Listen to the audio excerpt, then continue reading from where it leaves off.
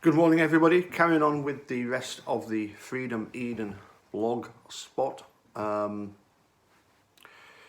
left off at the point where the commentator was expressing some opinions and observations. To text a victim about her low self-esteem and suggest that she fears that she can't successfully play in his big sandbox is not very professional. Kratz obviously wanted to keep the messages out of the media because they are so inappropriate and would end up damaging his career. And he particularly lied about the messages not being sexual in nature.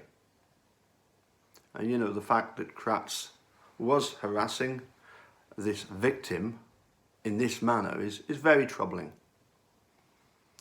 But it's also troubling that the State Office of Lawyer Regulation determined that no professional misconduct at that stage had occurred.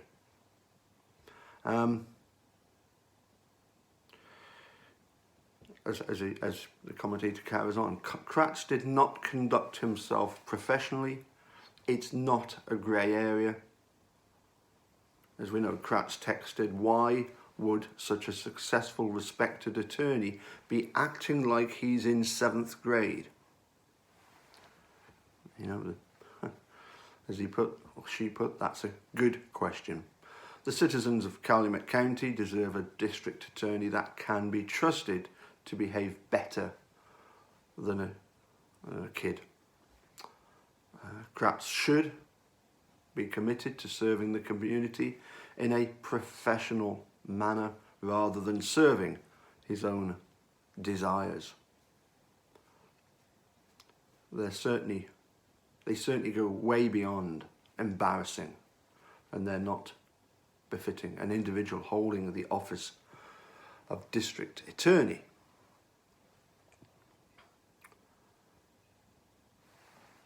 As I say, we definitely know that Kratz did all he can to try and keep this case private.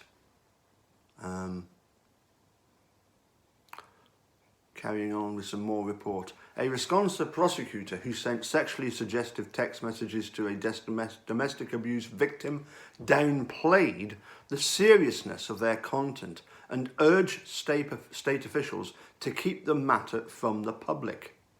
His peers and state regulators' emails have shown, and we've read them out, and that's certainly the case. Emails exchanged between justice officials and Kratz, obtained by the Associated Press through the Open Records law, showed Kratz repeatedly downplayed the nature of the messages and sought to keep them from the public.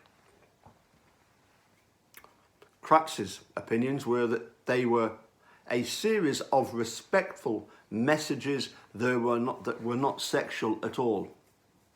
But as we discovered, Kevin Potter, one of the administrators of the Department of Justice's Division of Legal Services, rejected that and told Kratz the texts could have jeopardized the prosecution of Shannon Konitzer on a felony strangulation charge.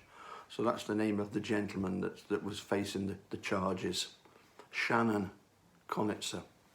Potter said the woman could have refused to cooperate, or the messages could have become evidence used to question her motives and credibility. Potter told Kratz he could have been seen by the woman as going easy on Konitzer if he reached a plea bargain because she rejected his overtures. I don't think there's much doubt about that, or that he wanted the case to end quickly so they could start a relationship. If he would have prosecuted Konitzer to the fullest extent, that could have been seen as a way to ingratiate himself with the woman. All absolutely true. Quote, Although I in no way want to discount the potential problems that this matter may have caused, the fact is that none of that occurred, Kratz responded. Kratz, of course, stepped aside from the prosecution, and an assistant attorney general won a conviction earlier this year. But the emails show Kratz at first resisted resigning as chairman of the Wisconsin Crime Victims' Rights Board, or even reporting his conduct to the Office of Lawyer Regulation. In his statement Wednesday, this is back in 2010, Kratz said he had resigned from the board, quote, as a self-imposed sanction. He also took credit for reporting his own conduct in December, the previous December, to the Office of Lawyer Regulation, which found in March his behaviour was inappropriate but not professional misconduct. Before Kratz reported himself, he had proposed settling the matter with justice officials by stepping down from the board, but having them agree not to refer the matter or to initiate public disclosure of the matter. He wrote, I'm hoping that goal is shared by all, Kratz wrote.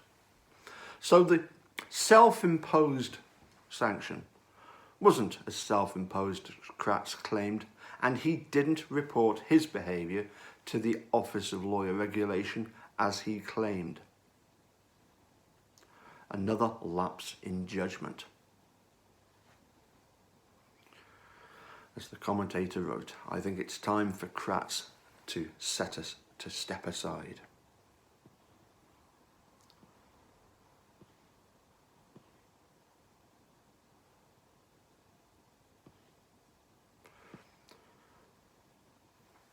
So I think, as I say, we've seen quite clearly, and we'll go back to the press reports, which so far we're up to the stage where Kratz has announced that he's going to resign, but Jim Doyle has said unless he sees the letter in his hand, he's going to carry on with the removal proceedings.